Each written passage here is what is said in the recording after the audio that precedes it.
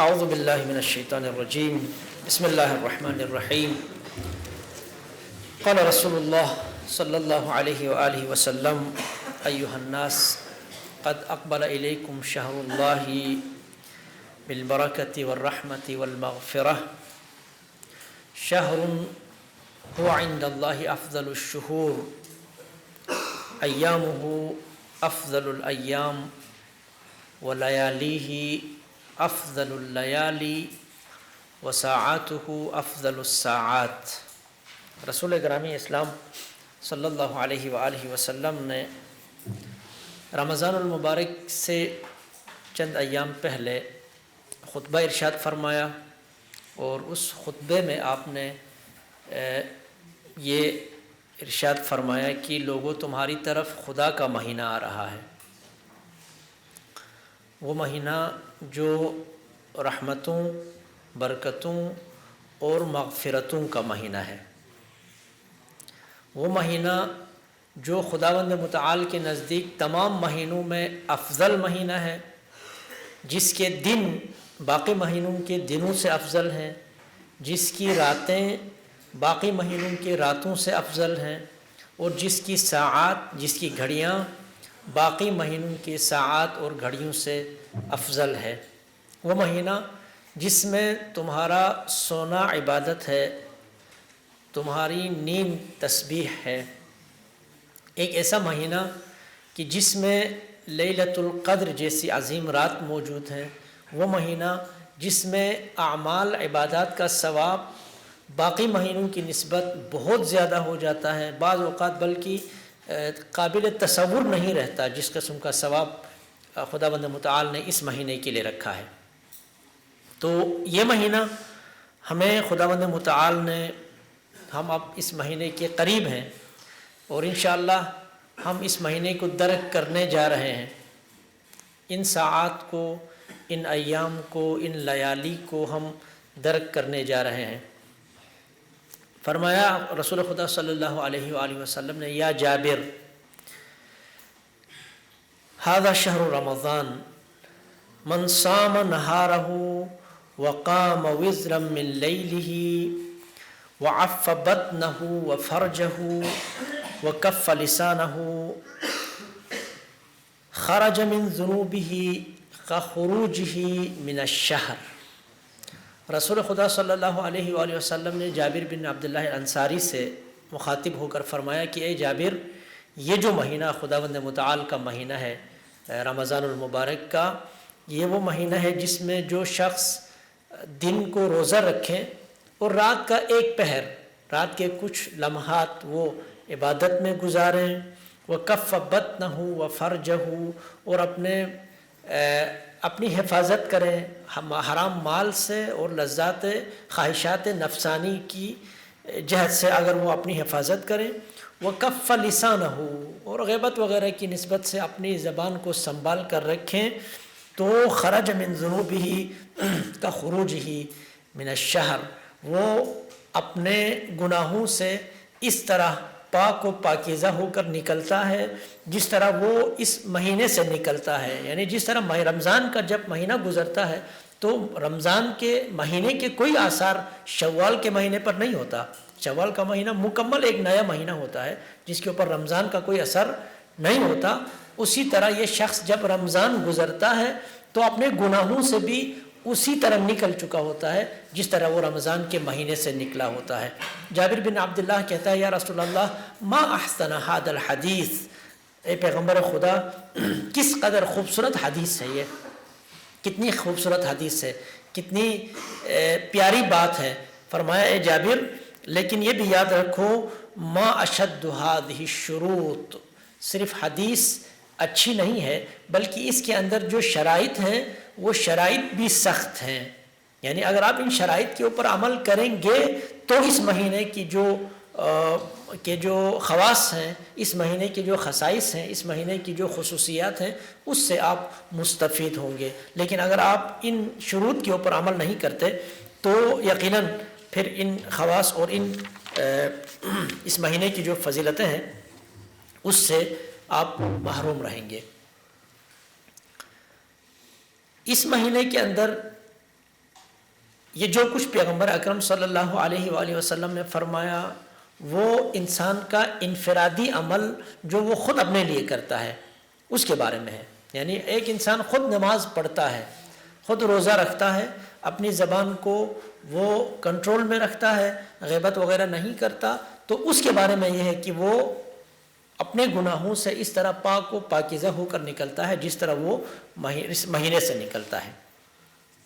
لیکن اگر کوئی شخص اس مہینے میں اپنے انفرادی عمل کے علاوہ اجتماعی امور کی طرف توجہ دیتا ہے، وہ جہاں اپنے آپ کو اس مہینے میں گناہوں سے پاک کر سکتا ہے وہاں وہ دیگر لوگوں کے بارے میں بھی غور کرتا ہے، فکر کرتا ہے، دیگر لوگوں کے بارے میں بھی وہ یہ چاہتا ہے کہ وہ گناہوں سے پاک ہوں، کوشش کرتا ہے کہ اس مہینے میں لوگوں کو ہدایت کی طرف بلایا جائے، وہ کار تبلیغ ادا کرتا ہے. تو جس طرح باقی 11 مہینوں میں آپ تبلیغ کرتے ہیں تو اس تبلیغ کا ثواب بہت زیادہ ہے، لیکن اس مہینے میں تبلیغ کا جو ثواب ہے وہ باقی مہینوں سے بہت زیادہ اس لیے ہے کہ اس مہینے کے ساعات باقی مہینوں کے ساعات سے افضل ہیں، اس کے دن باقی ایام سے افضل ہیں. تو افضل ترین ساعات میں، افضل ترین دنوں میں جو کام اچھا آپ انجام دیں گے اس کا مقایسہ باقی دنوں میں کیے جانے والے افعال کے ساتھ نہیں کیا جا سکتا. جس طرح آپ تلاوت کرتے ہیں باقی دنوں میں اس تلاوت کا ثواب ہے، لیکن اگر آپ رمضان میں تلاوت کرتے ہیں تو اس کا ثواب باقی مہینوں کے تلاوت کی طرح نہیں ہے، اور اگر آپ رمضان میں بھی شبہ قدر میں تلاوت کرتے ہیں تو اس کا ثواب رمضان کے باقی لیالی میں اس طرح نہیں ہے. لہٰذا ایک تو یہ خود کام بہت بافضیلت ہے، اور اس کے بعد پھر یہ جس مہینے میں آپ کرنے جا رہے ہیں وہ مہینہ بافضیلت ہے. کام کتنا بافضیلت ہے، خداوند متعال ارشاد یہ فرما رہے ہیں کہ اللہ ولی الذین آمنوا یخرجہم من الظلمات الی النور. ایمان والوں کا ولی خدا ہے. اللہ ولی الذین آمنوا یخرجہم من الظلمات الی النور. اور خدا کرتا کیا ہے اپنی ولایت کے ذریعے سے، خدا کے ولی ہونے کا فائدہ کیا ہے؟ یخرجہم من الظلمات الی النور، خدا مومنین کو ظلمات سے نور کی طرف نکالتا ہے. یہ کام جو آپ کرنے جا رہے ہیں وہ کام جس کی آپ نے نیت کی ہے وہ ایک ایسا کام ہے جس میں صرف آپ نہیں بلکہ خداوند متعال بطور ولی سب سے پہلے خدا اس کام میں آپ کے ساتھ شریک ہیں، پھر رسول خدا صلی اللہ علیہ وآلہ وسلم اس کام میں شریک ہیں، پھر اولیاء اللہ ائمہ اطہار علیہ السلام اس کام میں ہمارے شریک ہیں. رسول خدا صلی اللہ علیہ وآلہ وسلم نے فرمایا کہ رحم اللہ خلفائی، یعنی ایک تو خلیفہ کا ایک اصطلاحی معنی ہے وہ شخص جو رسول خدا صلی اللہ علیہ وآلہ وسلم کے بعد امور مملکت چلانے کے لیے حکمرانی کے مسند پر آ جائیں، اس کو خلیفہ کہا جاتا ہے. لیکن خلیفہ کا جو عمومی معنی ہے وہ حکمران نہیں ہے، بلکہ پیغمبر اکرم صلی اللہ علیہ وسلم کی یہ حدیث رحم اللہ خلفائی، خدا میرے خلفاء پر رحم فرمائے، خدا کی رحمت ہو میرے خلفاء کے اوپر. فقیل یا رسول اللہ من خلفاؤک، آپ سے یہ پوچھا گیا کہ یا رسول اللہ جن خلفاء کے لیے آپ دعا فرما رہے ہیں، جن کے اوپر آپ رحمت الہی کے لیے متقاضی ہیں، وہ آپ کے خلفاء کون ہیں؟ فرمایا الذین یحیون سنتی، میرے خلفاء وہ ہیں جو میری سنت کا احیاء کرتے ہیں، میری سنت کو زندہ کرتے ہیں، میری سنت کی نشر و اشاعت کرتے ہیں، میری سنت لوگوں تک پہنچاتے ہیں، وہ میرے خلفاء ہیں. وَيُعَلِّمُونَهَا عِبَادَ اللَّهِ، میری سنت کی تعلیم دیتے ہیں، بندگان خدا تک میری سنت کی تعلیم پہنچاتے ہیں، وہ میرے خلفاء ہیں. قال رسول اللہ صلی اللہ علیہ وآلہ وسلم، ایک اور حدیث میں فرمایا الا احدثکم عن اقوام لیسوا بانبیاء ولا شہداء. یہ آپ جو تبلیغ دین کرنا چاہتے ہیں، آپ جن کی نیت یہ ہے کہ آپ لوگوں تک رسول خدا صلی اللہ علیہ وآلہ وسلم کی سنت پہنچائیں، ان کے بارے میں رسول خدا یہ ارشاد فرما رہے ہیں کہ الا احدثکم عن اقوام لیسوا بانبیاء ولا شہداء. کیا میں تمہیں ان لوگوں کے بارے میں نہ بتاؤں جو نبی بھی نہیں ہے اور شہداء میں سے بھی نہیں ہے؟ وہ انبیاء یا شہداء میں سے تو نہیں ہے، لیکن یغبطہم یوم القیامت الانبیاء والشہداء بمنازلہم من اللہ علی منابر من نور، لیکن یہ وہ لوگ ہیں جن پر انبیاء اور شہداء ان کا مقام دیکھ کر، جب جنت میں ان کا مقام دیکھیں گے تو انبیاء اور شہداء یغبط بہم، ان سے وہ رشک کریں گے، انبیاء رشک کریں گے ان کے منازل کو دیکھ کر۔ قیل من ہم یا رسول اللہ، اصحاب نے پوچھا یا رسول اللہ یہ وہ لوگ جو نہ نبی ہیں نہ شہید ہیں، دونوں نہ ہونے کے باوجود اس قدر بامنزلت کیسے ہیں؟ کون لوگ ہیں جن کے منزلت اور جن کے مقام کو دیکھ کر انبیاء اور شہداء رشک کریں گے؟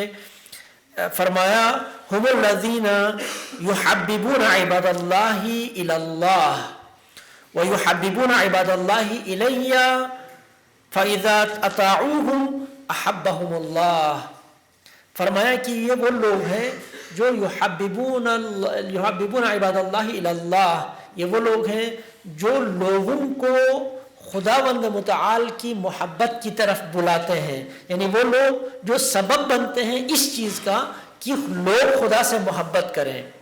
اگر آپ نے لوگوں کو خداوند متعال کی طرف بلایا، خدا کی رحمت اگر آپ لوگوں کو سمجھا سکیں، صرف یہ ایک لفظ سمجھا سکیں بسم اللہ الرحمن الرحیم، اس خدا کے نام جو رحمان ہے اور رحیم ہے، اس رحمان اور رحیم کا مطلب اگر آپ نے دنیا کو سمجھا دیا، کسی انسان کو یہ بات اگر سمجھ آ گئی کتنا رحیم ہے خدا، کتنا وہ رحمان ہے، تو رحم سے، رحمت سے، رحیم سے محبت کرنا یہ فطری ہے انسان کو اگر یہ سمجھ آ جائے۔ لیکن ہمارے ہاں اصل مشکل کیا ہے؟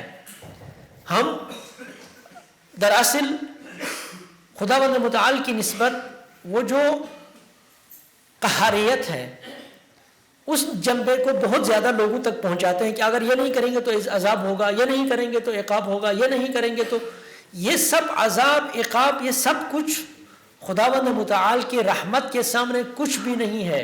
یا من سبقت رحمتہ غضبہ، اے وہ ذات جس کی رحمت اس کے غضب سے پہلے ہے، جس کی رحمت اس کے غضب سے بہت آگے ہے، جو ہمارے ساتھ رحم اس وقت بھی کرتا ہے جب ہم کسی بھی طریقے سے اس کے رحم کے شامل حال ہونے کے قابل نہیں ہوتے۔ تو جب ہم قابل ہیں، اس قابل ہیں کہ اس کے رحم کے شامل حال ہو جائیں، تو اس وقت ہمیں ڈرنے کی ضرورت نہیں ہے۔ اگرچہ مومن کی خصوصیت ہے کہ وہ خوف اور رجا کے درمیان میں رہتے ہیں، یعنی یہ نہیں کہ چونکہ خدا رحمان اور رحیم ہے اس لیے جو کچھ بھی میں کرتا رہوں وہ میرے پر رحم کرے گا، یہ خیال خطرناک ہے، یہ خیال مضر ہے۔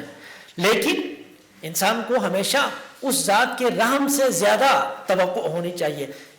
شیخ باقر الروانی آیت اللہ ہمارے استاد بھی ہیں اور حوزہ علمیہ نجف کے بہت بڑے پائے کے استاد، وہ بار بار فرماتے ہیں کہ میں جو کچھ بھی کرتا ہوں، عمل انجام دیتا ہوں، تبلیغ کرتا ہوں، تدریس کرتا ہوں، ٹیلی ویژن چینلز کے اوپر جا کے بیٹھتا ہوں، فقہ کا کام کرتا ہوں، ان تمام کے باوجود اگر مجھے نجات کی کوئی امید ہے تو وہ کس چیز سے ہے؟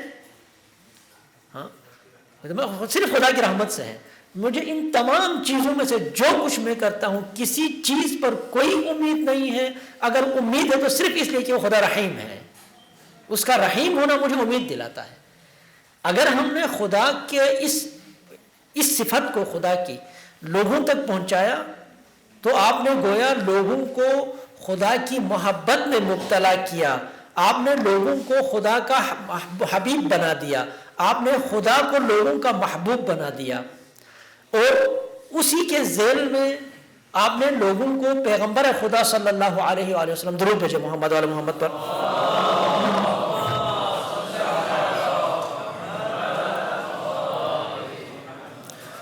تو گویا آپ نے خدا کا حبیب بنا کر لوگوں کو پیغمبر خدا کا حبیب بنایا۔ اب جب آپ نے یہ دو کام کیے کہ لوگوں کو خدا کا حبیب بنایا اور پیغمبر خدا کا حبیب بنایا، اور لوگوں نے اس کی بنیاد کے اوپر عمل کیا، تو خدا اور رسول نے ان لوگوں سے محبت کیا۔ یہ وہ لوگ ہیں جو یہ کام کرتے ہیں، ہم خلفاء رسول اللہ صلی اللہ علیہ وآلہ وسلم، یہ وہ لوگ ہیں جو رسول خدا صلی اللہ علیہ وآلہ وسلم کے خلفاء ہیں، وہ خلیفہ ہیں، وہ جو کار رسالت ہیں وہ انجام دینے والے لوگ ہیں۔ آپ اور مجھے یہ فضیلت، یہ سعادت مل رہی ہے کہ ہم اپنے آپ کو رسول خدا کا خلیفہ قرار دیں، ہم اپنے آپ کو رسول خدا صلی اللہ علیہ وآلہ وسلم کا جانشین قرار دیں، اور ہم وہ کام انجام دیں جو کام رسول خدا صلی اللہ علیہ وآلہ وسلم کا ہے۔ اصل میں جس موضوع کے اوپر بات کرنا چاہ رہا تھا وہ یہ تھا کہ اس موقع سے، جب آپ کو یہ امکان آپ کے سامنے ہے، یہ موقع آپ کو مل رہا ہے کہ آپ دین الہی کی تبلیغ کریں، آپ اپنے آپ کو خلیفہ رسول ثابت کریں، تو یہاں کس قسم کے امکانات ہیں اور کس قسم کے چیلنجز ہیں جو اس وقت آپ کو اس کار تبلیغ میں جن کا آپ کو سامنا ہوگا۔ ایک بات جو ہمیشہ ہمیں یاد رکھنی چاہیے وہ یہ ہے کہ دنیا میں کوئی بھی مشکل ایسی نہیں ہے جس میں امکان نہ ہو۔ چیلنجز ہمیشہ اپرچونٹیز کو لے کر آتے ہیں، ہر چیلنج کے اندر کوئی نہ کوئی موقع ہوتا ہے، بات سمجھنے کی ہوتی ہے۔ اسی طرح کوئی بھی موقع ایسا نہیں ہوتا، کوئی بھی اپرچونٹی ایسی نہیں ہوتی جو آپ کے لیے چیلنج ساتھ لے کر نہ آتے ہوں۔ ہر موقع کے ساتھ مشکل ساتھ ہوتی ہے، ہر مشکل کے ساتھ موقع ہوتا ہے، لیکن ہمیں ان کو سمجھنے کی ضرورت ہوتی ہے۔ بعض اوقات ایسا ہوتا ہے انسان سطحی فکر سے دیکھتے ہیں، ایک مشکل سامنے ہے، اس مشکل کو دیکھتے ہی گھبرا جاتا ہے، اور وہ اس مشکل کے یہ جو مشکل والا پہلو ہے صرف اسی کی طرف دیکھ رہا ہوتا ہے، وہ جو اس کی طرف آسانی کا پہلو ہے، وہ جس میں اپرچونٹیز ہیں اس کی طرف اس کا ذہن جاتا نہیں ہے۔ بعض اوقات اس کا عکس ہوتا ہے، یعنی ایک انسان کے سامنے کوئی موقع ہوتا ہے، اس موقع کو وہ دیکھتا ہے تو سطحی ذہن کا انسان صرف موقع کو دیکھتا ہے، اس کے اپوزٹ، اس کی دوسری طرف جو مشکلات ہیں اس کی توجہ اس طرف نہیں جاتے۔ پہلی بات تو یہ کہ ہمیں یہ ہمیشہ یاد رکھنا چاہیے کہ موقع مشکلات کو ساتھ لے کر آتے ہیں، اور مشکلات ہمیشہ مواقع کو ساتھ لے کر آتے ہیں۔ آج اگر ہمیں یہ موقع مل رہا ہے، دیکھیں موقع بھی خداوند متعال کی طرف سے ہمیں مل رہا ہے، اس میں کوئی ہماری ذاتی صلاحیت دخیل نہیں ہے۔ آپ سے یہاں ان حوزہ علمیہ کے اندر، مدارس علمیہ کے اندر ہزاروں طلاب بیٹھے ہیں، ان ہزاروں طلاب میں سے کتنے طالب علم ہیں جن کو یہ موقع ملتا ہے کہ وہ معاشرے میں کسی جگہ جا کر تبلیغ کریں؟ آپ کو اور مجھے چونکہ یہ موقع بہت تگ و دو کے بغیر مل رہا ہے، اس وجہ سے ہمیں اندازہ نہیں ہوتا کہ یہ کتنا بڑا موقع ہے۔ جنہیں نہیں مل رہا، دیکھیں جو لوگ ولایت اہل بیت اطہار علیہ السلام پر نہیں ہے، جنہیں گھر سے یہ ولایت نہیں ملی، جن کے ماں نے علی علیہ السلام کی محبت دودھ میں نہیں پلائی، جس کے باپ نے بچپن میں اسے محب علی نہیں بنایا، اس کو پتہ ہے کہ علی کی محبت کیا چیز ہے، اس کو پتہ ہے اہل بیت اطہار علیہ السلام کی محبت کتنی عظیم سعادت ہے۔ ہمیں چونکہ گھر سے یہ چیز ملی ہے، اس وجہ سے ہمیں نہیں پتہ اس کی اگر ہمیں نہ ملتی تو کتنی قدر و قیمت ہوتی، کس قدر تگ و دو کرنی پڑتی، اس کا اندازہ ہمیں نہیں ہے۔ اسی طرح اگر آپ کو موقع مل رہا ہے، اگر آپ کے سامنے اپرچونٹیز ہیں، اگر آپ کو معاشرے میں ایک رسائی موجود ہے، تو اس رسائی کو حاصل کرنے کے لیے باقیوں کو کتنے پاپڑ بیلنے پڑتے ہیں اس کا ہمیں اندازہ نہیں ہے۔ لہذا آپ کو ایک اچھا ادارہ ملا، آپ کو ایک اچھی شخصیت کا سایہ ملا، آپ کو ایک اچھے شہر میں رہنے کا موقع ملا، آپ کو ایک اچھا نظام تعلیم ملا، بہت ساری چیزیں ایسی ہیں جنہوں نے مل کر آج آپ کو اس قابل بنایا کہ آپ کسی جگہ جا کر تبلیغ کر سکتے ہیں، ورنہ آپ سے اچھے لوگ یقینی طور پر، میں آپ سے مراد ہم سب سے، یعنی میں حوزہ علمیہ کے اندر بہت سارے ایسے طلاب کو جانتا ہوں جو مجھ سے لائق ہیں، جو اچھا تدریس کر سکتے ہیں، اچھا بولتے ہیں، اچھی خصوصیات کے حامل ہیں، لیکن وہ ابھی تک حوزہ علمیہ کے اندر کسی موقع کی تلاش میں بیٹھے ہوئے ہیں۔ ٹھیک، تو مجھے اگر موقع ملا ہے، آپ کو اگر موقع مل رہا ہے، تو ہمیں پہلے تو یہ یاد رکھنا ہے کہ کہیں نہ کہیں یہ توفیق الہی شامل حال ہوئی ہے، جس کی وجہ سے میں منتخب ہوا ہوں۔ میں منحصر بہ فرد نہیں ہوں، ایسا نہیں تھا کہ میں ہی تھا اور اس میں میں جا رہا ہوں، آپ سینکڑوں میں سے، ہزاروں میں سے منتخب ہوئے ہیں اور آپ جا رہے ہیں۔ اس لیے پہلے تو اس چیز کو سمجھنا ضروری ہے کہ میں کسی وجہ سے منتخب ہوا ہوں، مجھے کسی وجہ سے خاص طور پر اہمیت ملی ہے, مجھے کسی وجہ سے خاص طور پر موقع ملا ہے, اس پر ہمیں شکر کرنا چاہیے, خداوند متعال کے حضور شکر گزار ہونا چاہیے کہ اس نے یہ موقع دیا. پہلی بات. دوسرا یہ کہ یہ یہاں سے اب آپ کے لیے مواقع کیا ہے, یعنی تبلیغ کے لیے جانے سے, معاشرے میں جانے کے بعد آپ کو کن کن چیزوں کا فائدہ ہوتا ہے, مواقع کیا نکلتے ہیں. پہلی بات یہ کہ آپ کو خود اپنے آپ کو سمجھنے کا موقع ملتا ہے. معاشرہ ایک آئینہ ہے, معاشرہ آپ کو بالکل اسی طرح آپ اپنے سامنے لا کر آپ کو دکھاتا ہے جیسے آپ ہیں, کیونکہ معاشرہ بطور معاشرہ چاپلوس نہیں ہوتا. معاشرے کے افراد ہو سکتے ہیں, کچھ لوگ ایسے ہو سکتے ہیں جو آپ کے ساتھ چاپلوسی کریں, کچھ لوگ ایسے ہو سکتے ہیں جو آپ کو اس طرح آپ دکھائیں جیسے آپ نہیں ہیں, کچھ لوگ ایسے ہو سکتے ہیں جو آپ کو اس طرح دکھائیں کہ جیسے ابھی یہاں ذکر ہوا, یعنی معاشرے میں کچھ لوگ ایسے ہیں جو آپ کو ایسے پیش کرتے ہیں جیسے آپ کچھ بھی نہیں ہیں, آپ کی کوئی عزت نہیں ہے. ہاں, کچھ لوگ ایسے ہیں جو آپ کو کچھ بڑا چڑھا کے پیش کریں.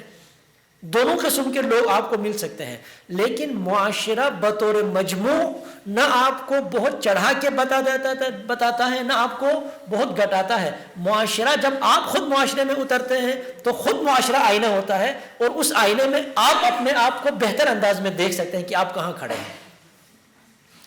یہ بہت بڑی سعادت ہوتی ہے کہ انسان کو اپنے آپ کو پہچاننے کا موقع ملے. من عرف نفسہ فقط عرف ربہ, جس نے اپنے آپ کو پہچانا اس نے رب کو پہچانا. بعد میں رحم اللہ عبدا عرف قدرہ, خدا اس بندے کے اوپر رحمت کرتا ہے جو اپنے آپ کو جانتا ہے, میں کس لیول کا آدمی ہوں, میری کتنی قیمت ہے, اس کا جاننا. ٹھیک ہے نا, میری کتنی قیمت ہے اس کے جاننے کا مطلب یہ نہیں کہ آپ ہمیشہ کہ میں بڑا قیمتی آدمی ہوں, پہلے جانتا نہیں تھا. ایسا بھی ہو سکتا ہے کہ ہم نے اپنے آپ کو اوور اسٹیمیٹ کیا ہو, اپنے آپ کو غلط تخمینہ لگایا ہوا ہو. میں یہ سمجھتا رہا کہ میں بڑا خطیب ہوں, میں یہ سمجھتا رہا کہ میں بڑا مدرس ہوں, میں یہ سمجھتا رہا کہ میں بڑا اچھا بولنے والا ہوں. یہ کہاں آپ کو پتہ چلے گا کہ آپ اچھا بولنے والا تھا یا نہیں تھا, آپ اچھا مدرس تھا یا نہیں تھا, اچھا مقرر تھا یا نہیں تھا. یہ معاشرہ آپ کو سامنے, کسی کے کہنے کی ضرورت نہیں ہے. کوئی آ کے آپ کو بتائے ماشاء اللہ آغا صاحب بہت اچھا بولا ہے, یہ آغا صاحب بولنے کے بعد خود آغا صاحب کو پتہ چل جاتا ہے کہ کتنا اچھا بولا ہے. یہ جو مجمع ہے وہ آپ کا آئینہ ہوتا ہے, مجمع کے افراد نہیں. بطور فرد جب آپ کو کوئی آ کے کہیں جی ماشاءاللہ ایسی اچھی تقریر تو کبھی نہیں سنی تھی, لیکن آپ کو اندر پتہ چل رہا ہوتا ہے کہ یہ کیا کہہ رہا ہے. تو پہلی بات تو یہ ہے کہ یہ موقع ہے جس میں آپ اپنے آپ کو سمجھیں, آپ اپنے آپ کو پہچانیں, آپ اپنی قدر و قیمت کو پہچانیں, آپ اپنی حیثیت کو پہچانیں کہ کہاں کھڑے ہیں. اور اپنی حیثیت کو سمجھنے کے لیے توجہ رکھنے کی ضرورت ہے کہ دیکھیں آپ نے یہ بھی دیکھنا ہے کہ آپ کو کہاں ہونا چاہیے. طالب علم, بطور طالب علم ہم سب کی یہ ذمہ داری ہے کہ ہم اپنے ہر سال میں اپنے بارے میں یہ سوال کریں کہ مجھے کہاں ہونا چاہیے تھا اور کہاں ہوں. اگر آپ یہ نہیں کر رہے تھے, اگر آپ نے اپنی کوئی منزل طے ہی نہیں کی, اگر آپ نے اپنی کوئی قدر و قیمت بنائی ہی نہیں ہے, تو اس صورت میں تو معاشرہ بھی آپ کو نہیں دکھائے گا. اگر معاشرے نے دکھایا بھی تو بھی آپ کو پتہ نہیں ہوگا کہ آپ اچھے ہیں یا برے ہیں. یہ معاشرے کے دکھانے کے بعد آپ کو فائدہ تب ہوگا جب آپ نے اپنی کوئی منزل بنائی ہوئی ہو. آپ کے سامنے جب آپ آ جائیں گے تو آپ کہیں گے اچھا میں تو سمجھ رہا تھا میں ادھر ہوں, اس کا مطلب ہے کہ میں ابھی ادھر نہیں پہنچا. یا آپ اس کا عکس آپ سمجھتے میں تو ادھر تھا, میں تو بہت نیچے کہیں تھا, اس کا مطلب ہے کہ نہیں میں ٹھیک لیول پہ ہوں. ہاں, یہ دونوں چیزیں معاشرہ آپ کو دکھائے گا اگر آپ متوجہ ہیں اپنی طرف کہ آپ کو کہاں ہونا چاہیے. یعنی اگر آپ مدرسے میں 6 سال سے رہ رہے ہیں تو 6 سال مدرسے میں پڑھنے والے طالب علم کو اندازہ ہونا چاہیے کہ 6 سال کے بعد اسے کہاں ہونا چاہیے. 6 سال پڑھنے والے طالب علم کو یہ اندازہ ہونا چاہیے کہ اس کو کتنی احادیث یاد ہونے چاہیے. 6 سال پڑھنے والے طالب علم کو اندازہ ہونا چاہیے کہ اس کو کتنی آیات یاد ہونی چاہیے. 6 سال پڑھنے والے طالب علم کو یہ اندازہ ہونا چاہیے کہ اس کو تجزیہ کرنے کی صلاحیت کتنی ہونی چاہیے. 6 سال پڑھنے والے طالب علم کو یہ اندازہ ہونا چاہیے کہ اس کو کتنی کتابیں پڑھی ہونی چاہیے. 6 سال پڑھنے والے طالب علم کو یہ اندازہ ہونا چاہیے کہ مسائل فقہیہ کے بیان میں اس کو کتنا عبور حاصل ہونا چاہیے. اگر وہ نہیں ہے, اگر ہمیں وہ اندازہ ہی نہیں ہے, تو اس صورت میں تو آپ کو معاشرہ بھی کچھ نہیں سمجھائے گا. لیکن اگر ہمیں اندازہ ہے, اگر ہم متوجہ ہیں, تو اس صورت میں معاشرہ آپ کو بتائے گا بھائی 6 سال میں آپ کو ہونا ادھر چاہیے تھا لیکن آپ ادھر پہنچے نہیں ہیں. یا 6 سال میں عام طور پر لوگ یہ سمجھتے ہیں ادھر ہوتے ہیں، آپ ماشاءاللہ اس سے اوپر ہیں۔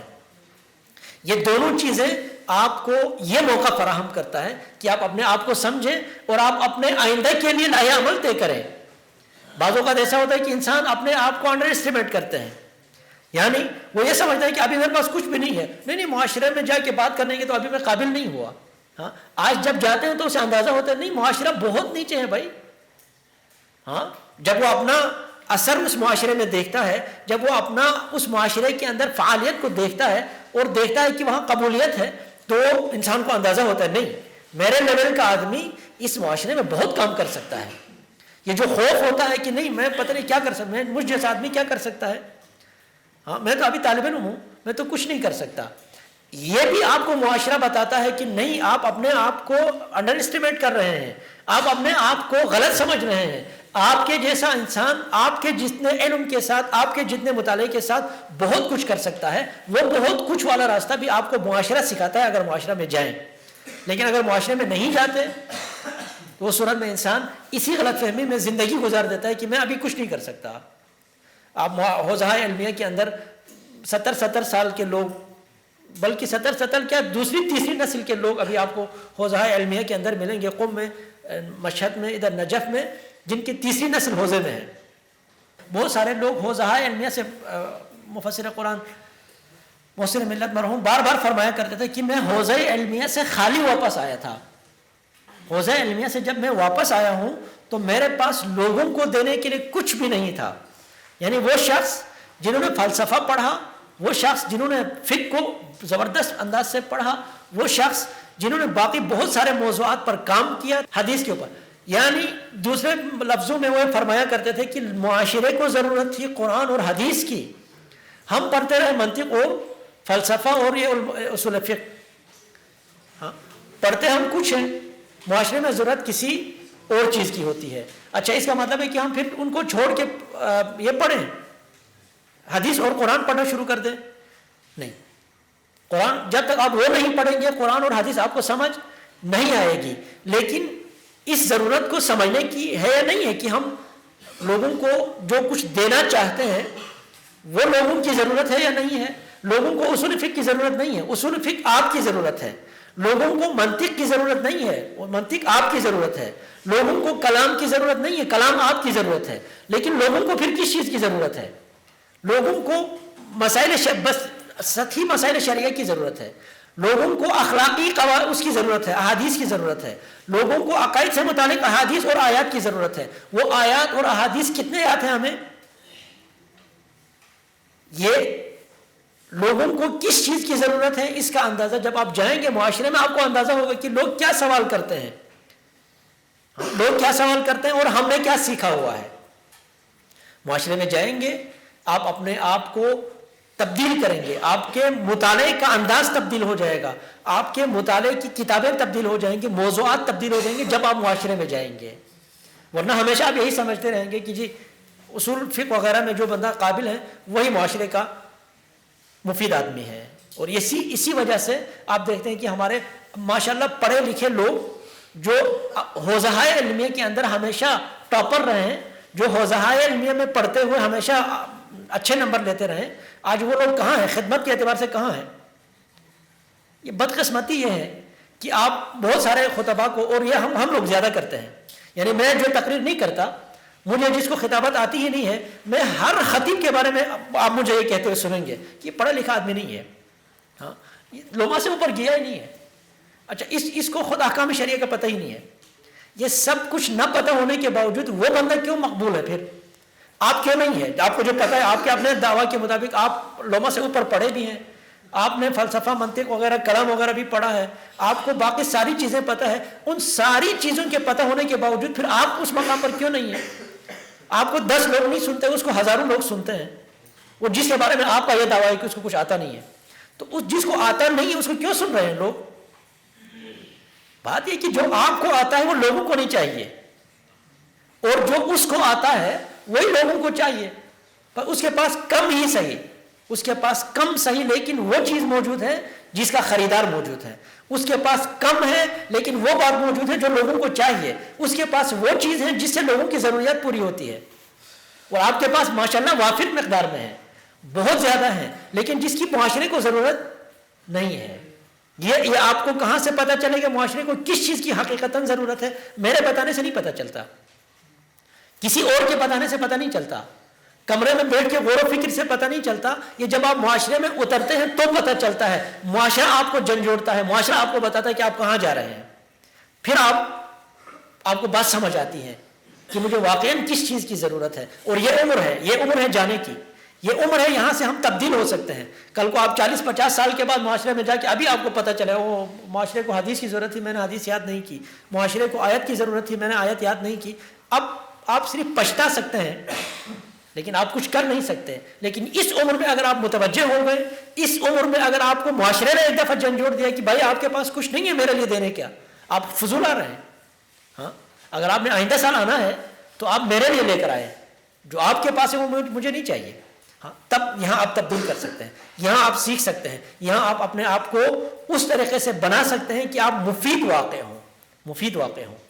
ہاں، یہ جو بھی بندہ اس طرح کی بات کرتا ہے نا کہ فلاں خطیب کے پاس کچھ نہیں ہے، فلاں خطیب علم سے فارغ آدمی ہے، فلاں کی کوئی شخصیت ایسی نہیں ہے، یہ سب لوگ دراصل وہ ہیں جنہوں نے خود کچھ نہیں کیا اور جو کیا وہ مفید نہیں تھا، جو معاشرے میں نہیں جاتے، جنہوں نے معاشرے کو نہیں سمجھا. تو ایک تو آپ کو یہ موقع ملتا ہے کہ ہم معاشرے کو سمجھیں، اور معاشرے کو اس وقت سمجھنے کا فائدہ یہ ہے کہ ہم اپنے آپ کو معاشرے کے لیے مفید بنا سکتے ہیں. دو چیزیں ہیں، ایک دفعہ آپ معاشرے کے اپنے آپ کو سازگار بنا لیں، معاشرے کے ساتھ موافق بنا لیں. آپ نے اپنے آپ کو معاشرے کا موافق نہیں بنانا. جو شخص معاشرے کا موافق ہوگا، سازگار ہوگا، وہ معاشرے میں تبدیلی نہیں لا سکتے. اگر آپ کسی چیز کو گھمانا چاہتے ہیں تو خود آپ اس کے اندر بیٹھ کے نہیں گھما سکتے. کسی چیز کو آپ نے گھمانا ہے تو پھر آپ اس کے باہر ہوں گے تو گھما سکتے ہیں. خود اسی چیز کے اندر آپ بیٹھ گئے تو پھر آپ اس کو نہیں گھما سکتے. معاشرے کو اگر آپ نے تبدیل کرنا ہے، معاشرے کو رخ چینج کرنا ہے، تو آپ معاشرے کے اندر جا کر ساتھ بہتے ہوئے رخ تبدیل نہیں کر سکتے. رخ تبدیل کرنے کے لیے آپ کو باہر بیٹھنا ہے، معاشرے کے ساتھ سازگار نہیں ہونا، لیکن معاشرے کے لیے مفید ہونا ہے. مفید ہونا اور ہے، سازگار ہونا اور چیز ہے. آپ معاشرے کے لیے ضروری سامان اپنے پاس رکھتے ہو، یہ ضروری ہے. معاشرے کے افراد کی طرح ساتھ ان کے ساتھ چلنا ضروری نہیں ہے. تو ایک تو یہ آپ کو سمجھنا، آپ کو بڑا موقع ملتا ہے ان 30 دنوں میں. تیسری چیز، آپ اگر یہ سب کچھ آپ کو مل رہے ہیں تو ظاہر ہے آپ کو پھر اس میں چیلنجز بھی ہیں. کچھ چیزیں ایسی ہیں جو مشکلات ہیں، کچھ چیزیں ایسی ہیں جن کو آپ کو سامنا کرنا پڑے گا. ہاں، اور وہی چیزیں جس کا آپ سامنا کرتے ہیں وہی دراصل آپ کے مواقع بھی ساتھ لے کر آتے ہیں. اچھا، ایک اور بات ذہن میں رہے، وہ یہ کہ وقت ہمیشہ بوجھ ہے. یہ ابھی سے آپ پلے باندھیں، وقت آپ کے اوپر بوجھ ہے. وقت بوجھ کا مطلب یہ کہ ابھی اس وقت اگر آپ خطاب کے لیے جاتے ہیں، کسی بھی معاشرے میں جاتے ہیں، آپ کو 4-5 سال ہوئے ہیں مدرسے میں 5 سال کے آدمی سے لوگ کتنا توقع رکھتے ہیں؟ چھوٹا سا، کم سے کم توقع رکھتے ہیں. کم سے کم توقع کے ساتھ جب آپ جاتے ہیں، آپ تھوڑی سی بھی اچھی گفتگو کرتے ہیں، لوگ کہیں کہ واہ واہ یار، یہ تو ابھی ابتدائی طالب علم ہے، بڑی اچھی تقریر کرتا ہے. 10 الفاظ بھی آپ نے اچھے بولا، لوگ کہتے ہیں یار کمال ہے. اس لیے کہ ابھی آپ کے پاس وقت کا بوجھ نہیں ہے، وقت کا بوجھ آپ کے اوپر نہیں ہے، کیونکہ لوگ سمجھتے ہیں 5 سال کا آدمی اتنا ہی کر سکتا ہے یا وہ اچھا کر رہے ہیں. لیکن جب آپ 6 سال 7 سال گزارتے ہیں، پھر وہی تقریر لے کر جاتے ہیں، تو پھر اسی تقریر پر آپ کو وہ واہ واہ نہیں ملے گی. کیوں؟ اس لیے کہ 2 سال کا بوجھ آپ کے اوپر آ گیا ہے، جبکہ اس 2 سال کے مطابق اپنے آپ کو آپ نے ڈھالا نہیں ہے. یہ جو لوگ نہیں آتے نا، حوزہ علمیہ سے واپس نہیں آتے، اس کی بنیادی ترین وجہ یہ ہے کہ وہ وقت کا اتنا بوجھ اٹھا چکے ہوتے ہیں کہ اب وہ اس کو اتار نہیں سکتے. یعنی وہ 20 سال سے حوزے میں ہے، 30 سال سے حوزے میں ہے، اور اسے پتہ ہے 30 سال حوزے میں رکھنے والے آدمی کے بارے میں معاشرہ کیا توقع کرتا ہے. جب وہ 30 سال کا بوجھ اپنے ساتھ لے کر معاشرے میں آنا چاہتا ہے تو اسے لگتا ہے کہ یہ بوجھ میں اٹھا نہیں سکتا، میں اس سطح پہ نہیں ہوں 30 سال کا بندہ جہاں ہونا چاہیے تھا، اور لوگ مجھے 30 سال کے آدمی کے حساب سے دیکھے گا. لیکن اگر آپ اس بوجھ کو بوجھ بننے نہیں دیتے، وقت کو بوجھ بننے نہیں دیتے، وقت کو بوجھ بننے نہیں دیتے کا کیا مطلب ہے؟ یعنی آپ ہر وقت معاشرے میں رہیں گے. 10 سال میں بھی آپ معاشرے میں تھا، 11ویں سال بھی معاشرے میں تھا، تو 11ویں سال اور 10 سال کے درمیان آپ کے اوپر کوئی بوجھ نہیں ہے. 12ویں سال بھی آپ جاتے ہیں, 13ویں سال, نتیجہ یہ ہوگا کہ لوگ آپ کو جانتے ہوں گے, آپ کے اوپر وقت کا کوئی بوجھ نہیں ہے, آپ کے اوپر ایکسپیکٹیشنز کا, توقعات کا کوئی بوجھ نہیں ہے. یہ آپ کا جانا, یہ معاشرے سے متصل ہونا, یہ آپ کو اس وقت کے بوجھ سے آزاد کرے گا. آپ کے پشت پر کوئی وقت کا بوجھ نہیں ہوگا. جب بوجھ وقت کا نہیں ہوگا, آپ ہمیشہ معاشرے میں رہیں گے. ہمارے ماشاء اللہ ہمارے طلاب ہیں جو پہلے سے یہاں سے پڑھتے تھے مجالس, آج حوزہ علمیہ میں ہیں, قم میں ہیں, نجف میں ہیں, مجالس کے لیے یہاں آتے ہیں, پڑھ کے جاتے ہیں. ہاں, اسی نجف میں ان سے بہتر مجلس پڑھنے والے لوگ حوزے میں یہاں پڑھنے نہیں آتے. ہاں, ابھی آپ سے آپ نے تجربہ نہ کیا ہو چونکہ آپ گئے نہیں ہیں. ہم نے دیکھا ہے, ہم نے حوزہ علمیہ میں ایسے لوگوں کو دیکھا جو حوزہ علمیہ میں بہت اچھی تقریر کرتے ہیں, لیکن وہ محرم میں یہاں تقریر کرنے پر آمادہ نہیں آتے. جبکہ ان سے کم تقریر کرنے والے, ان سے کم علم کے لوگ, انہی کے دوست ادھر آ کے مجلس کر کے جاتے ہیں. کیوں؟ وجہ کیا ہے؟ یہ وقت کا بوجھ. یہ جو اس کا ساتھی ہے وہ پہلے سے تقریر کرتا رہا ہے, وہ معاشرے میں آتا جاتا رہا ہے, معاشرے کے لوگوں کی توقع اس سے کیا ہے اسے معلوم ہے. معاشرہ اس کو جانتا ہے, یہ معاشرے کو جانتا ہے. لیکن جو دوسرا آدمی ہے وہ اس انتظار میں رہا کہ جب پہلے پڑھوں گا, شخصیت بنوں گا, تب معاشرے میں آؤں گا. وہ شخصیت بننے کے چکر میں یہ وقت کو بوجھ بناتا رہا. اب اس کا یہ گمان ہے کہ 30 سال کا آدمی جس طرح پڑھنا چاہیے اس طرح میں نہیں پڑھ سکتا. ہاں, جس طرح 25 سال سے حوزے میں رہا ہوا آدمی کو پڑھنا چاہیے اس طرح میں نہیں پڑھ سکتا. اپنا ہتھیار پھینک دیتا ہے اور وہیں رہ جاتا ہے. تو یہ آپ کو کرنا ہے کہ جاتے رہنا ہے, معاشرے کو سمجھتے. جو چیلنجز ہیں ان میں آپ کو سہولیات کا فقدان ہے. ٹھیک ہے جی, آپ جاتے ہیں کسی مسجد میں جا کے آپ کو بیٹھنا پڑتا ہے, یا کسی کے گھر آپ کو جا کے بیٹھنا پڑتا ہے, وہاں آپ کے پاس کتابیں نہیں ہیں, وہاں آپ کے لیے ضروری سہولیات نہیں ہے, یا جس مسجد میں آپ جاتے ہیں وہاں سپیکر نہیں ہے, جس مسجد میں آپ جاتے ہیں وہاں لائٹنگ کا صحیح انتظام نہیں ہے. بہت ساری مشکلات ہیں جن کا آپ کو سامنا ہوگا, جن کا آپ کو جو سہنا پڑے گا. لیکن یہ سب چیزیں آپ کے لیے مواقع لے کر آتے ہیں. یہ سب چیزیں آپ کو مستقبل کے مواقع لے کر آتے ہیں, اور انہی چیزوں سے آپ کے مستقبل کے راستے کھلتے ہیں. دوسری چیز, لوگوں میں شناخت کی کمی. یہ ایک چیلنج ہے کہ لوگ آپ کو پہچانتے نہیں ہیں. لوگ آپ کو ایک دینی طالب علم, اور وہ بھی جب تک آپ کسی حوزہ علمیہ کے اندر نہیں جاتے یا عمامہ پہن کر نہیں آتے, اس وقت تک آپ جتنا بھی قابل ہوں, لوگ آپ کو ایک دینی طالب علم ہی کے طور پر ٹریٹ کرتے ہیں. اور کچھ ہی لوگ شاید آپ کی قدر و قیمت جانتے ہیں, ورنہ پورا معاشرہ آپ کو نہیں جانتا. یہ صرف آپ کا مسئلہ نہیں ہے. رسول خدا صلی اللہ علیہ وآلہ وسلم جس نے شروع میں ہی کہا تھا نا کہ لا الہ الا اللہ پڑھ لو, اس کے بعد محمد رسول اللہ پڑھ لو. لوگ لا الہ الا اللہ محمد رسول اللہ پڑھنے کے بعد بھی, یعنی رسول خدا ہوتے ہوئے اقرار کرنے کے باوجود بھی قدر و قیمت نہیں جانتے تھے, رسول کی حیثیت کو جانتے نہیں تھے. اس لیے وہ دروازے کے پیچھے کھڑے ہو کے یا محمد کر کے بلاتے تھے. خدا نے لوگوں کو بتایا کہ مت بلاؤ میرے رسول کو, جس طرح تم آپس میں بلاتے ہو اس طرح مت بلایا کرو. ہاں, رسول سامنے بیٹھے ہیں, وہ اپنی باتیں شروع کر دیتے تھے, اختلافات شروع کر دیتے تھے. خدا فرماتے مت کرو, یہ جو اپنے سے آپس میں کرتے ہو یہ سب چیزیں میرے رسول کے سامنے نہ کرو. ہاں, تو وہ رسول کو نہیں پہچانتے تھے. آپ اور میں کسی کھاتے میں نہیں آتا. لوگ اگر ہمیں نہیں پہچانتے تو ان کا حق ہے. ٹھیک, اس سے انسان کو دل برداشتہ نہیں ہونا چاہیے. یہ توقع نہیں رکھنا چاہیے کہ لوگ مجھے پہچانیں اور میرا احترام کریں. نہیں ہوگا. لوگ آپ کو نہیں پہچانتے اور نہیں پہچانیں گے. نہ صرف لوگ نہیں پہچانتے, ابن عباس حبر الامہ, حبر الامہ جس کو کہتے ہیں, ابن عباس امیر المومنین علیہ السلام کے ساتھ ہوتے تھے ہمیشہ. اور تفسیر ابن عباس کو مفسر قرآن کہتے ہیں لوگ, مفسر قرآن ابن عباس.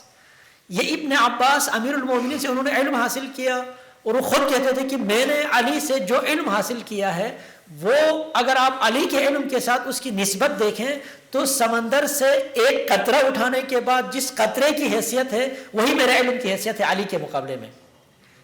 یعنی وہ علی کو اس طرح سمجھتے تھے, لیکن علی کو بطور امام جو اس کا اصل مقام تھا وہ ابن عباس نہیں جانتے تھے. لہذا جب جنگ صفین کا معاملہ ہوا یا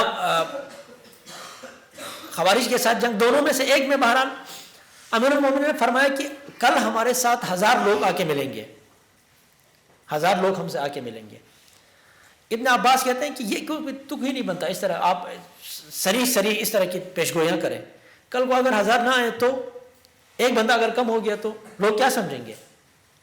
یہ نہیں علی کو سمجھتے، لہذا مشورہ گویا دیتے ہیں کہ آپ اس طرح کٹ کٹ کر کے باتیں نہ کیا کریں، سیدھا کیا کہ 1000 لوگ آئیں گے، اور کل کو اگر 1001 آ گئے یا پھر 999 آ گئے تو آپ کی بات تو ختم ہو گئی نا۔ یعنی آپ کو یوں کہنا چاہیے کہ کل ہمارے ساتھ اچھی خاصی تعداد میں لوگ آ کے ملیں گے، تو 700 بھی آ گئے اچھی خاصی تعداد ہے، 600 بھی آ گئے اچھی خاصی تعداد ہے۔ یعنی ابن عباس علی کے اوپر یہ اعتراض کرتے ہیں کہ آپ اس طرح نہ کیا کریں، نہ بولا کریں، اس طرح گنجائش رکھیں، ٹھیک نہیں پہچانتے لوگ، لہٰذا یہ توقع نہیں رکھنی چاہیے کہ لوگ ہمیں بطور طالب علم ہماری جو حیثیت بنتی ہے، جو شخصیت بنتی ہے، اس کو لوگ سمجھیں اور اس کے مطابق ہمیں ٹریٹ کریں، نہیں ہوگا۔ یہ ایک چیلنج ہے جس کو آپ نے بہرحال نمٹنا ہے۔ تیسری چیز جس کی طرف زیادہ توجہ دینے کی ضرورت ہے وہ آپ سوشل میڈیا پہ کریں، آپ مساجد میں کریں، آپ کسی کے گھر میں جا کے تبلیغ کر رہے ہیں، جہاں پر بھی کر رہے ہیں، یہ بہت ضروری ہے کہ تبلیغ کا تعلق لوگوں سے ہے، معاشرے سے ہے۔ معاشرے میں ہر قسم کے لوگ ہوتے ہیں، معاشرے میں مرد ہیں، خواتین ہیں، لڑکے ہیں، لڑکیاں ہیں، ہر قسم کے لوگ موجود ہیں۔ آپ کو اپنے جو اخلاقی اقدار ہیں ان اخلاقی اقدار کی طرف ہر حال میں توجہ رکھنی ہے کہ ان اقدار کو اگر آپ نے ایک دفعہ کسی وجہ سے بھی ہاتھ سے جانے دیا تو اس کے بعد پھر آپ کی عزت، آپ کی عظمت اور آپ کا جو وقار ہے وہ ہاتھ سے چلا جائے گا۔ اس کے بعد یہ چیزیں واپس نہیں آتی، کبھی بھی واپس نہیں آتی۔ ایک دینی انسان کے بارے میں جو اس کی عظمت اور اس کا وقار ہے، اس کی شخصیت ہے، وہ شخصیت اخلاقی اقدار سے جڑی ہوئی ہے۔ ایک تاجر کا اخلاقی اقدار کمزور ہے، کچھ نہیں ہوتا، وہ کما رہا ہوتا ہے، لیکن دینی شخصیت صرف اور صرف اخلاقی اقدار کے ساتھ جڑی ہوئی ہے۔ اگر آپ نے کسی مرحلے پر اپنا دینی قدر کھو دیا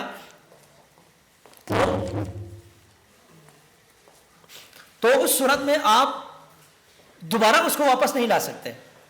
لہذا تبلیغ دین کے سلسلے میں خصوصاً رمضان میں چونکہ آپ کسی کے گھر میں ہو سکتے ہیں، آپ کسی ایسی جگہ ہو سکتے ہیں جہاں خواتین کا آنا جانا ہے، آپ سے خواتین سوالات پوچھنے آتے ہیں، ان تمام موارد میں اپنے آپ کو اخلاقی مفاسد سے بچانا اور حد الامکان اپنے آپ کو بچائے رکھنا، اور اپنے آپ کو نہ صرف اخلاقی مفاسد سے بلکہ سوء ظن کا جو مقام ہے اس سے اپنے آپ کو بچائے رکھنا یہ واجب ہے۔ جب تک آپ یہ نہیں کریں گے، آپ اس دفعہ ممکن ہے یہ اس موقع کے بعد آپ ایک غلط، نعوذ باللہ میں آپ کی بات نہیں کرتا، یعنی جو بھی اس قسم کا موقع پاتا ہے، ہاں وہ اس ایک دفعہ کوئی گناہ بے لذت کر بھی لیں، لیکن اس کے بعد پھر نہ صرف وہ کہ اس کو مواقع تبلیغ کے نہیں ملتے بلکہ معاشرے میں سر اٹھا کر جینے کا کبھی بھی قابل نہیں ہوتا۔ لہٰذا اس جہت پہ ہم نے توجہ دینی ہے۔ میں نے آپ کو وقت دیا، خداوند متعال سے دعا ہے کہ اللہ تعالی ہم سب کو اپنے حبیب کے صدقے، محمد و آل محمد کے صدقے، خصوصاً سیدہ طاہرہ سلام اللہ علیہا کے صدقے دین مبین اسلام کی خدمت کرنے کی توفیق عطا فرمائے، ہمیں اسلام کو سمجھنے، اس پر عمل کرنے اور لوگوں تک پہنچانے کی توفیق عطا فرما۔ خداوند بحق محمد و آل محمد ہمیں اہل بیت اطہار علیہ السلام کے اخلاق سے مزین ہونے کی توفیق عطا فرما، اور یہ جو توفیق خداوند متعال نے ہمیں دی ہے اس توفیق سے بھرپور استفادہ کرنے کی توفیق عطا فرما۔ وصلی اللہ علی سیدنا محمد وعطرتہ الطاہرین۔